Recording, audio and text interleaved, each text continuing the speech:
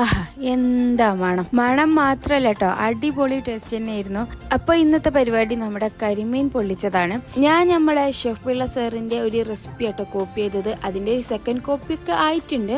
അങ്ങനെ മസാലയൊക്കെ തേച്ച് വെച്ച മീൻ 15 മിനിറ്റ് റെസ്റ്റ് ചെയ്തതിന് ശേഷം പൊരിക്കുക. ആ ചട്ടിക്ക് തന്നെ നമ്മൾ ജീരുള്ളി, വലിയ ഉള്ളി ഒക്കെ ഇട്ട് വാട്ടുക. ഈ ജീരുള്ളി മൂത്തിന് ശേഷം വലിയുള്ളി ഇട്ടാൽ മതി.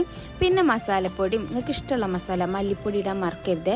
അതിനുശേഷം തക്കാളിയൊക്കെ ഇട്ട് തേങ്ങാപ്പാൽ 1 പാൽ ഒഴിക്കുക. അതൊന്ന് തള വന്നതിന് ശേഷം അതിക്ക് കുറച്ച് കുരുമുളക് പൊടിയും വേപ്പിൻ്റെ ഇലയും ഒന്ന് ഇട്ട് കൊടുക്കുക. അത് ഈ വീഡിയോയിൽ പെട്ടിട്ടില്ല, കാരണം വീഡിയോ ഞാൻ അപ്പോൾ എടുക്കാൻ മറന്നുപോയി. പിന്നെ നമ്മൾ വാട്ടിയ വായൻ്റെലേക്ക് ഈ വീഡിയോ കാണിക്കുന്ന പോലെ മീനും മസാലയും വേണമെങ്കിൽ 2 തക്കാളി, കുറച്ച് മല്ലിച്ചപ്പ്, കുറച്ച് വെളിച്ചെണ്ണ ഒക്കെ ഒന്ന് തൂക്കാം നിങ്ങളുടെ ഇഷ്ടം പോലെ.